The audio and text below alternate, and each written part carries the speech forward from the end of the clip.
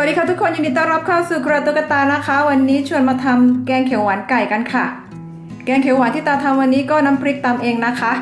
รับรองความอร่อยเลยค่ะหอมกินกับข้าวสวยหรือกินกับขนมจีนก็อร่อยมากๆเลยนะคะรับรองว่าต้องถูกปากถูกใจคนที่บ้านแน่นอนเลยค่ะเดี๋ยวเราไปดูส่วนผสมและวิธีการทำกันเลยค่ะ Hi everyone, welcome to ตุ๊กตา Thai kitchen. Today I made a very popular meal in Thailand. It's called แกงเขียวหวานไก่แกงเขียวหวานไก่ that is green curry with the chicken. It looks like this. Super yummy and easy to make. If you're interested how to make, I'm going to show you how to make it. Let's get started.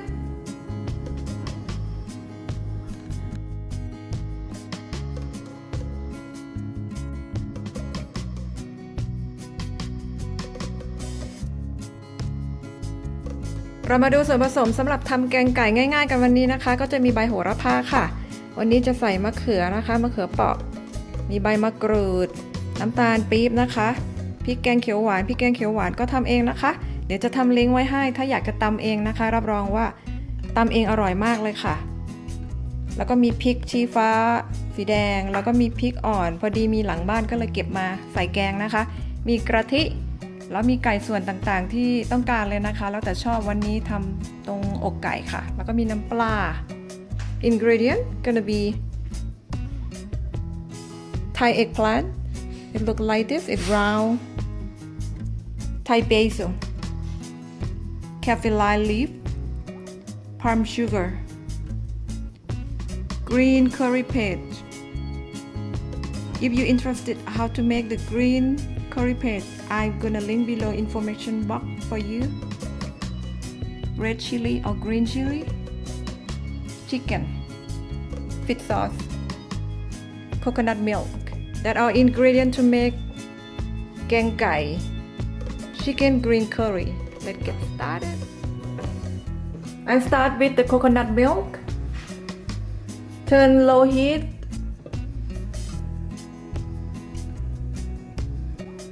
เดี๋ยวเราจะเคี่ยวกะทิให้เขาแตกมันนิดนึงนะคะเดี๋ยวค่อยใส่น้ำพริกแกงเขียวหวานกันค่ะ I'm going to stir until the coconut milk come out the coconut oil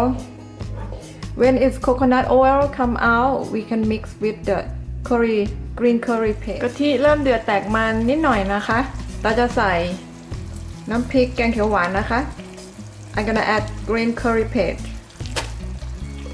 ตามชอบเลยนะคะเผ็ดมากเผ็ดน้อยแล้วก็ผัดพริกแกงให้เข้ากับกะทิจนกะทิแตกมันเช่นกันนะคะใจเย็นๆผัดไปเรื่อยๆไฟอ่อนๆ so I'm going to stir until the coconut oil come out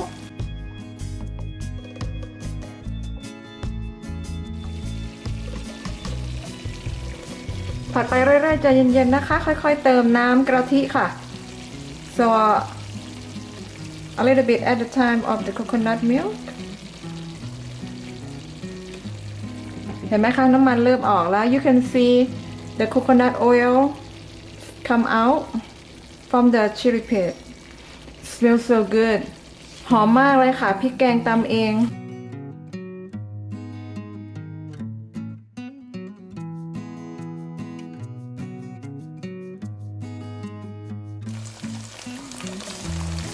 กะทิแตกมันดีแล้วนะคะ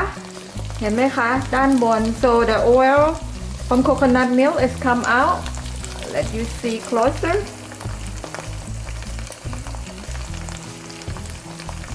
นี่ค่ะเห็นไหมคะด้านบนกะทิแตกมันดีแล้วเดี๋ยวเราจะใส่ไก่นะคะลงผัด I'm gonna add the chicken next gonna add chickenต่อไปเราก็จะใส่ไก่ที่เราล้างแล้วก็หั่นเอาไว้นะคะ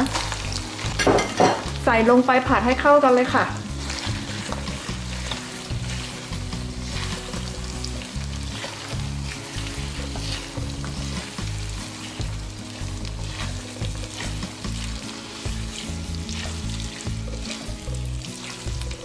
ช่วงนี้เราก็ฉีกใบมะกรูดนะคะ kaffir lime leaf just peel remove the stem I not want the stem so do like this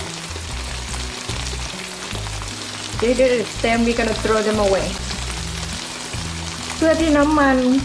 ฉีกนะคะใบมะกรูดเพื่อที่น้ำมันจากมะกรูดเขาจะได้หอมแกงนะคะอันนี้ใบเล็กแต่ก็ใส่ทั้งก้านเลย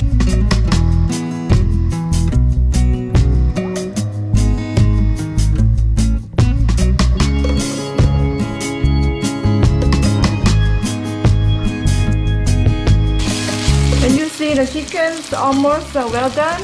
We're gonna add the rest of the coconut milk เดี๋ยวเราจะใส่หางกะทิลงไปนะคะหางกะทิที่เหลือค่ะ coconut milk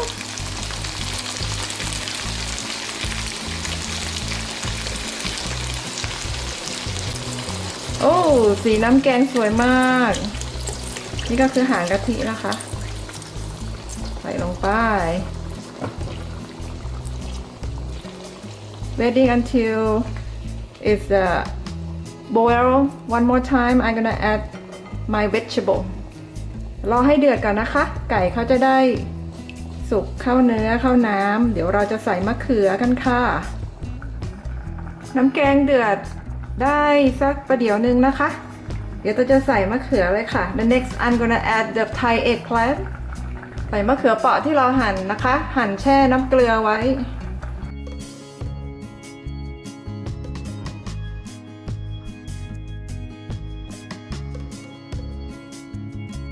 ใส่พริกอ่อนแล้วก็พริกชี้ฟ้าสีแดงนะคะ the red chili and the green chili if you have this one I have the backyard so I'm gonna add them ใส่ไปปรุงรสด้วยน้ำตาลปี๊บนะคะ palm sugar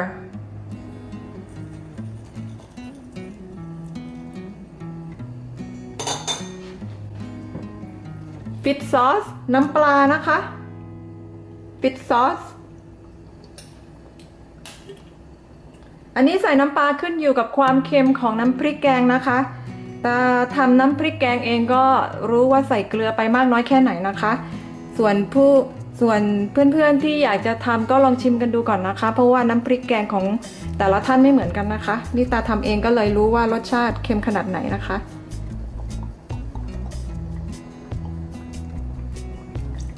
ทำไปชิมไปค่ะกับข้าวไทยไม่จำเป็นจะต้องเป๊ะเหมือนฝรั่งน้ำแกงสีสวยมากเลยเห็นไหมนี่ค่ะเดี๋ยวรอให้มะเขือสุกก็เป็นอันเสร็จใช้ได้แล้วค่ะเดี๋ยวเราก็จะใส่ใบโหระพาปิดท้ายนะคะ I'm waiting for my vegetable it's cooking well after that I'm gonna add the Thai basil and well doneชิมรสตามชอบนะคะ You taste first if everything is good the next I'm going to add the Thai basil ใส่ใบโหระพานะคะเป็นอันเสร็จสิ้นค่ะ Turn off the heat ปิดเตาได้เลยนะคะแล้วก็ใส่ใบโหระพาลงไปเสร็จแล้วค่ะแกงเขียวหวานไก่ร้อนๆกินกับขนมจีนหรือข้าวสวยร้อนๆก็ได้นะคะเดี๋ยวเราไปตักใส่จานเสิร์ฟทานกับข้าวสวยร้อนๆกันเลยค่ะ